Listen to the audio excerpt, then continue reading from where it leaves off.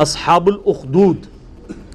اصحاب الاخدود جو تھے یہ یمن کے پاس کرسچنز تھے. اس زمانے کے ظاہر مسلم تھے, عیسیٰ علیہ السلام پر ایمان لائے تھے, حضرت عیسیٰ کو اللہ کا بیٹا نہیں مانتے تھے بلکہ اللہ کا پیغمبر مانتے تھے. نبی علیہ السلام کی پیدائش سے تقریباً 40 سال پہلے کا یہ واقعہ ہے.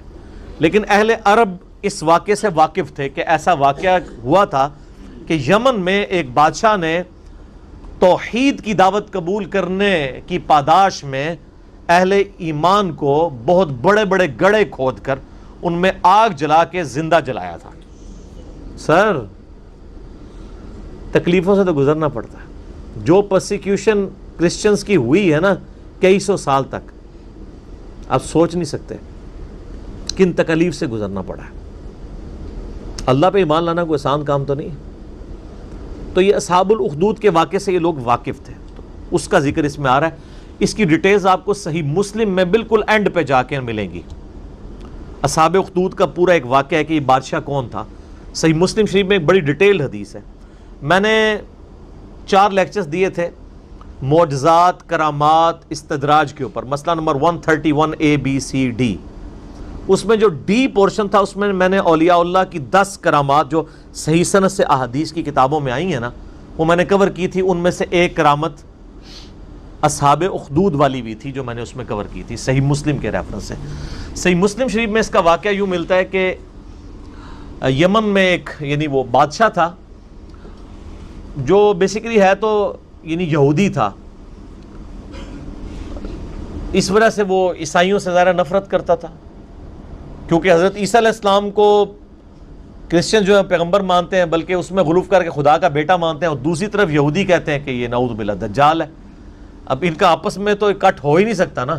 ایک شخصیت جو ایک طبقے کے لیے خدا کے درجے پہ فائز ہو اور دوسرا اسے جو ہے نعوذ باللہ دجال اور پتہ نہیں کیا کیا الفاظ استعمال کرتے ہوں, تو ان کا آپس میں اکٹھ تو ہو نہیں سکتا. یہ تو یہودیوں نے سازش کر کے کس طرح عیسائیوں کو دبوچا ہے کہ آج یہودی اور عیسائی ایک پیج کے اوپر ہیں, ورنہ 20ویں صدی کے آغاز سے پہلے تک تو یہ قتل و غارت کا بازار گرم تھا ان کا آپس میں. یہ تو اسرائیل جب بنا ہے اور دنیا کی اکانومی ان کے قبضے میں آئی ہے تو آج جو ہے وہ ایون یہودی مٹھی بھر ہونے کے باوجود عیسائیوں کی باغ دوڑ بھی ان کے ہاتھ میں ہے اکانومی کی وجہ سے. تو ہم نے جس ایرا میں جس وقت میں آنکھ کھولی ہے, یہ جو زمین کی جو حقائق ہیں وہ زمینی حقائق بدل چکے ہیں, اور اس کو بدلے ہوئے 100 سال سے زیادہ نہیں ہوا. 100 سال اگر آپ پہلے چلے جائیں تو یہ جس طرح سنی شیعہ اختلاف مسلمانوں کے اندر ہے نا, اس سے بھی بڑھ کے عیسائیوں اور یہودیوں کا اختلاف تھا, جنگیں ہوتی تھی آپس میں. بہرحال وہ یہودی بادشاہ تھا, اس نے عیسائیوں پہ ظلم کرنا شروع کیا.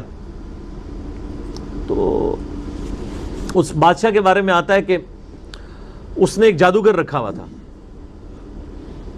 اور وہ جادوگر جب بوڑھا ہو گیا تو اس نے کہا کہ مجھے تو موت آ جائے گی, تو مجھے کوئی ایک اپنا لائق سا کوئی رعایا میں سے کوئی لڑکا ڈھونڈ کے دو جسی میں تربیت کروں اور میں اپنا سارا علم اسے ٹرانسفر کر دوں. تو بہرحال ایک نوجوان لڑکا بڑا انٹلیکچوئل رعایا میں سے چنا گیا, وہ جادوگر کے حوالے کیا گیا, تو وہ اسے جادو سکھایا کرتا تھا. اب وہ جادوگر کے پاس جب جادو سیکھنے جاتا تھا تو راستے میں ایک راہب تھا عیسائی, تو وہ اس کے پاس وہ لڑکا رکا کرتا تھا. اس راہب کی باتیں خدا شناسی کی, توحید کی اسے بھانی شروع ہو گئیں, حتیٰ کہ اس کا دل اللہ نے اسلام کے لیے کھول دیا. یعنی اس نے اسلام, اس زمانے میں کرسچینٹی اسلام ہی تھا, وہ قبول کر لیا. اب وہ دیکھیں جادو بھی سیکھتا تھا اور پیرلل میں دین بھی سیکھتا تھا. ایک دن وہ ایک راستے سے گزر رہا تھا تو راستے میں ایک بہت بڑا جانور تھا جس نے لوگوں کا راستہ روکا ہوا تھا. تو اس نے ایک چھوٹا سا پتھر اٹھایا زمین سے اور اس نے کہا کہ اے اللہ, اگر تیرے نزدیک جادوگر کا مذہب مردود اور اس عیسائی راہب کا مذہب مقبول ہے تو اس چھوٹے سے پتھر سے اس جانور کو ہلاک کر دے. ظاہر یہ کرامت ہی ہونی تھی, ایک پتھر سے آپ اتنے بڑے جانور کو, تو اس نے پتھر پھینکا تو وہ مر گیا. تو وہ پھر راہب کے پاس آیا تو راہب نے کہا کہ تم تو اب مستجاب الدعوات ہو گئے ہو, تو اب تم پہ اللہ کی طرف سے تکلیفیں بھی شروع ہو جائیں گی, اور جب کوئی ایسی صورتحال بنے تو تم نے میرا نام ظاہر نہیں کرنا. ظاہر ہے پھر مجھے بھی رگڑا لگے گا بیچ میں. جان بچانے کے لیے ایمان چھپانا جائز ہے۔ حسین تو ہر کوئی نہیں بنتا نا سر، پھر کہتے ہیں جی حسین کیوں کھڑا ہوا تھا، باقی کدھر گئے؟ باقیوں نے کیوں بیعت کر لی؟ وہ ہر ایک تو نہیں حسین ہوتا رضی اللہ تعالیٰ عنہ علیہ السلام۔ تو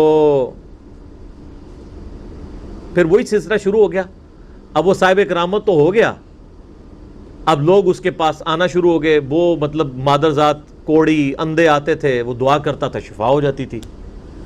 کرتے کرتے جب بادشاہ تک بات پہنچی، اس نے کہا یہ تو دوسرے مذہب میں چلا گیا الٹا اس کو سکھانے کے لیے۔ تو اس نے کہا جی اس کو تو ہم نہیں چھوڑیں گے، قتل کروائیں گے۔ اور وہ جب کوئی بندہ اس کے پاس علاج کروانے کے لیے آتا تھا تو وہ پہلے کہتا تھا اللہ کو ایک مانو، حضرت عیسیٰ کو اللہ کا پیغمبر مانو۔ تو ظاہر ہے یہاں بھی آپ کو پتہ ہے لوگ حنفی ہوتے ہیں، جب طلاق ہو جاتی ہے تو اہل حدیث اسٹامپ پیپر پہ لکھواتے ہیں میں اہل حدیث ہوتا ہوں، تو وہ کہتے ہیں ٹھیک ہے اب بیوی بھی واپس مل گئی آپ کو۔ حالانکہ وہ اہل حدیث اتنی دیر کے لیے ہوتے ہیں جتنی دیر کے لیے انہوں نے وہ بیوی باہر نکل کے اہل حدیثوں کو گالیاں نکال رہے ہوتے ہیں، لیکن اہل حدیثوں کو پھر بھی عقل نہیں آتی ہے۔ اب عقل نہ آئے تو انسان کیا کرے؟ حالانکہ یہ فتوی غلط ہے، میں اہل حدیث کے ساتھ ایگری نہیں کرتا ہوں 3 طلاق کے مسئلے میں۔ امت کا اجماع ہے کہ ایک مجلس کی 3 طلاقیں 3 ہیں۔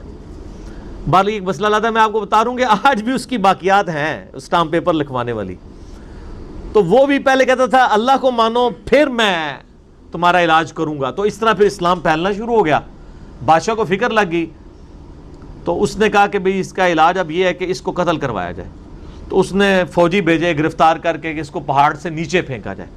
پہاڑ کی چوٹی پہ لے گئے، اس نے وہاں پہ دعا کی، وہ سارے فوجی نیچے گر پڑے، وہ بچ گیا۔ پھر اسے کشتی میں سوار کر کے سمندر کے اندر لے گئے، اس نے دعا کی، کشتی الٹ گئی، وہ بچ گیا، باقی سارے الٹ گئے۔ بادشاہ سر پکڑ کے بیٹھ گیا کہ اس کو اب کیسے قتل کیا جائے، کیونکہ مستجاب الدعوات تھا۔ تو اس نے بادشاہ کو خود مشورہ دیا کہ ایک طریقے سے تم مجھے قتل کر سکتے ہو، تم پڑھو بسم اللہ رب الغلام کہہ کے مجھ پہ تیر چلاؤ تو میں مارا جاؤں گا۔ اور یہ اس نے بہت زبردست چال چلی، اور اس نے کہا اس کے لیے تمہیں پبلک اکٹھی کرنی پڑے گی، اپنی ساری رعایا کو جمع کرو اور بسم اللہ رب الغلام پڑھ کے چلاؤ۔ تو اس کا مطلب کیا تھا کہ اللہ کو ماننا پڑے گا۔ تو یہ ایک ساری رعایا تک تبلیغ ہو جاتی کہ ہاں اللہ کے نام پہ اسے مارا گیا ہے، تو یعنی اس کا مذہب درست ہے۔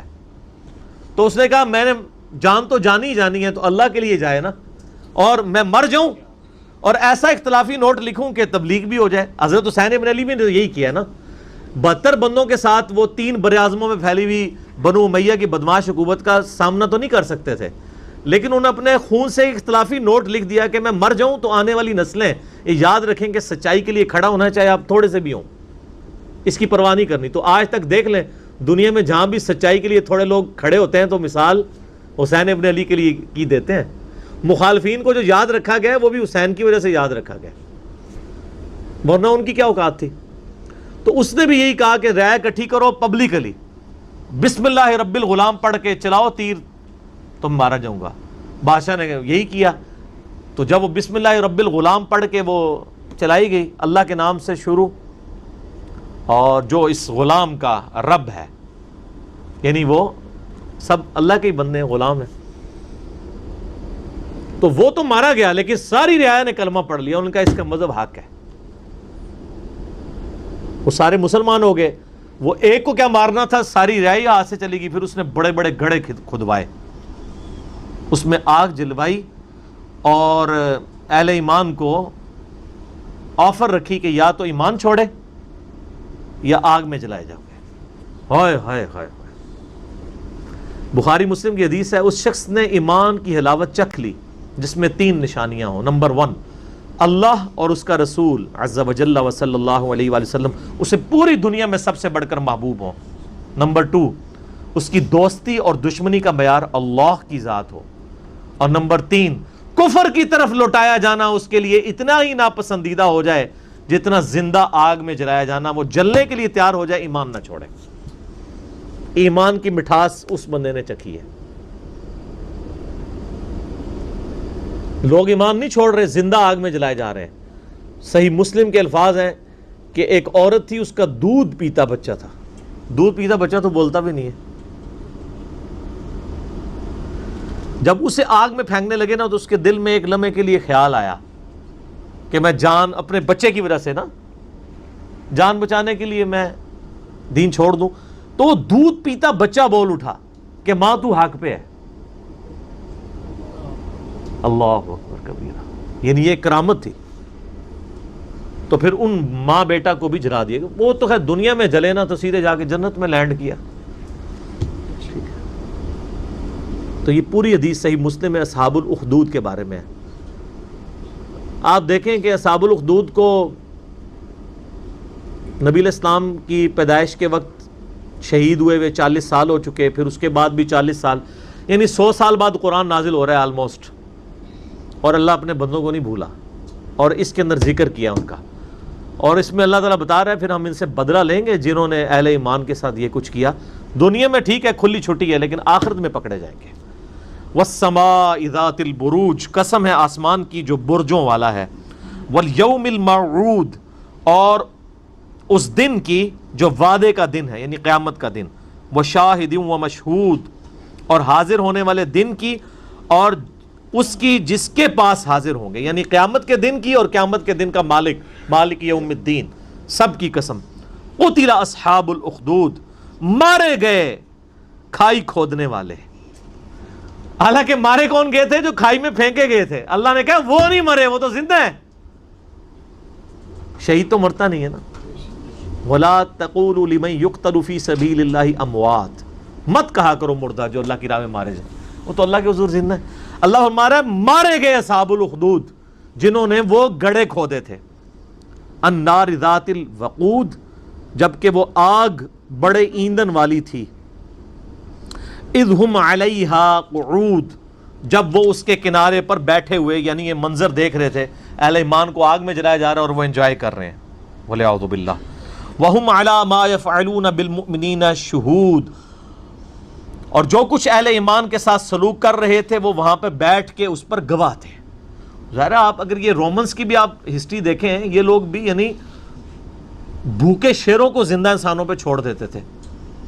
آپ یوٹیوب پہ جا کے دیکھیں نا کہ کیا کیا طریقے انسانوں کو اذیت اور عذاب دینے کے ان لوگوں نے ڈیوائز کیے ہوئے تھے. تو یہ بھی ایک طریقہ تھا تکلیف دینے کا. خود کرسیوں پہ بیٹھ جاتے تھے اور ان کے سامنے یہ منظر ہوتا تھا کہ اہل ایمان کو چلایا جا رہا ہے.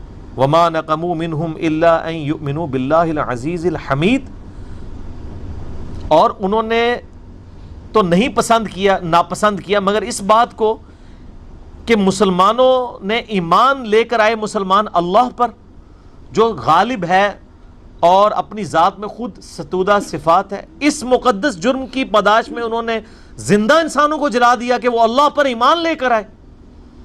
الذی لہ ملک السماوات والارض, وہ اللہ کہ زمین و آسمان میں جو کچھ ہے اس کا مالک وہ اللہ ہے. زمین و آسمان کے مالک اللہ کے اوپر وہ ایمان لائے, صرف ایمان لانے کی پاداش پہ, کسی پہ کوئی تکلیف نہیں, کسی کو کچھ نہیں انہوں نے کہا, بس اس مقدس جرم میں انہوں نے ان کو آگ میں جلا دیا. واللہ علی کل شیء شہید, اور اللہ تعالیٰ ہر چیز کو دیکھ رہا ہے. اللہ نے وہ منظر دیکھا ہے, اللہ کو بھولا نہیں ہے وہ منظر جو تم نے اہل ایمان کے ساتھ کیا. ان الذین فتنوا المؤمنین والمؤمنات, بے شک وہ لوگ جنہوں نے مومن مردوں اور مومن عورتوں کو یہ تکلیف دی تھی, یعنی ان کو آگ میں جلایا. ثم لم یتوبوا, اس کے بعد وہ توبہ کے بغیر مر گئے. فلہم عذاب جہنم, ان کے لیے تو ہم نے عذاب جہنم رکھا ہوا ہے. ولہم عذاب الحریق, اور ان کے لیے وہاں پہ آخرت کی آگ ہے جس میں ان کو جلایا جائے گا. انہوں نے تو دنیا کی آگ میں جلایا نا. بخاری مسلم کی حدیث ہے کہ آخرت کی آگ دنیا کی آگ سے 70 گنا زیادہ تیز ہے. ان کو اس پاداش میں اس آگ کے اندر جلایا جائے گا. اللہم اجرنا من النار, آمین. ان الذین آمنوا وعملوا الصالحات, بے شک وہ لوگ جو ایمان لائے اور انہوں نے نیک اعمال اختیار کیے. لہم جنات تجری من تحتها الانہار, ان کے لیے تو ایسی جنتیں ہیں جن کے نیچے نہریں بہتی ہوں گی. ذالک الفوز الکبیر, یہ ہے سب سے بڑی کامیابی. دنیا میں تو وہ ناکام ہو گئے جن کو ان گڑھوں میں ڈالا گیا. ایک ماں ہی سمجھ سکتی ہے کہ اس کو اپنے بچے سمیت مار دیا جائے, اس سے اس کی زندگی چھین لی جائے, اس کے بچے کی بھی زندگی چھین لی جائے. تو دنیا میں تو بظاہر وہ ناکام ہے, لیکن اللہ فرما رہے ہیں وہ سب سے بڑی کامیابی پہ فائز ہو گئے, کیونکہ آخرت کی زندگی ہمیشہ کی ہے, دنیا کی زندگی تو عارضی ہے. ان بطش ربک لشدید، بے شک تیرے رب کی پکڑ بڑی شدید ہے۔ یہ دنیا میں تو کوئی شخص کسی شخص کو ایک دفعہ ہی موت دے سکتا ہے نا، اور اللہ تعالیٰ لاکھوں دفعہ زندہ کر کے لاکھوں دفعہ موت دینے پر قادر ہے۔ اللہ کی پکڑ سے کون بچ سکتا ہے؟ دیکھیں نا، دنیا میں زیادہ کون، جیسے وہ آپ کو پتہ ہے قرآن حکیم میں ہی آتا ہے کہ جب جادوگر ایمان لے آئے موسیٰ علیہ السلام پہ، تو فرعون نے کہا کہ میں تمہیں سولی چڑھا دوں گا تمہارے مخالف سمت کے ہاتھ پاؤں کٹوا کے۔ تو پتہ ہے ان جادوگروں نے کیا کہا تھا کہ تو جو کچھ بھی کرے گا دنیا کی زندگی میں کر سکتا ہے نا، ایک دفعہ ہی موت دے گا دے لے، پھر تو ہمیشہ کی کامیابیاں ہماری مقدر ہیں۔ لیکن اللہ سے انسان نہیں بھاگ سکتا۔ اللہ کے جو قابو آ گیا وہ ایک دفعہ موت تو نہیں، جب چاہے جتنی دفعہ موت کی تکلیف سے گزارے اور تکلیف دے۔ قرآن حکیم میں آتا ہے ہم جب ان کی کھالیں جل جائیں گی نئی کھالیں انہیں دیں گے تاکہ انہیں عذاب اور فیل ہو۔ اللہم اجرنا من النار، آمین۔ انہ ہوا یبدی و یعید، بے شک پہلی دفعہ بھی اس نے پیدا کیا اور دوبارہ بھی وہی پیدا کرے گا، وہ قادر ہے۔ پہلی دفعہ کسی کام کو کرنا مشکل ہوتا ہے، دوبارہ کرنا تو مشکل نہیں ہوتا۔ وَهُوَ الْغَفُورُ الْوَدُودُ، وہ تو بہت بخشنے والا ہے اور بڑی محبت کرنے والا ہے۔ یعنی اللہ تعالیٰ معاذ اللہ کوئی فنیٹک نہیں ہے کہ انسانوں کو عذاب دے کے اسے کوئی خوشی محسوس ہوتی ہے۔ دنیا میں بعض لوگ ذہنی مریض ہو جاتے ہیں نا، فنیٹک ہو جاتے ہیں۔ کئی لوگ ایسے جو، یا اکثر آپ کو امریکہ میں تو یہ بھی اگلے دن بھی خبر آئی تھی، 22 بندے قتل کر دیے ایک گورے نے، تو وہ ایک ذہنی مرض بھی ہوتا ہے، کسی کو خون میں لت پت دیکھ کے ان کو خوشی محسوس ہوتی ہے۔ تو اللہ تعالیٰ فرما رہا ہے کہ مجھے کوئی خوشی محسوس نہیں ہوتی کسی کو عذاب دینے میں، اللہ تو بخشنے والا ہے اور بڑی محبت کرنے والا ہے۔ لیکن اس کا یہ مطلب بھی نہیں کہ پکڑے گا نہیں مجرموں کو، نہیں، وہ اللہ تعالیٰ کے عدل کا تقاضا ہے، قسط کا تقاضا ہے، وہ عادل ہے، اس کے عدل کا تقاضا ہے کہ مجرمین کو سزا دے اور اہل ایمان کو جزا دے۔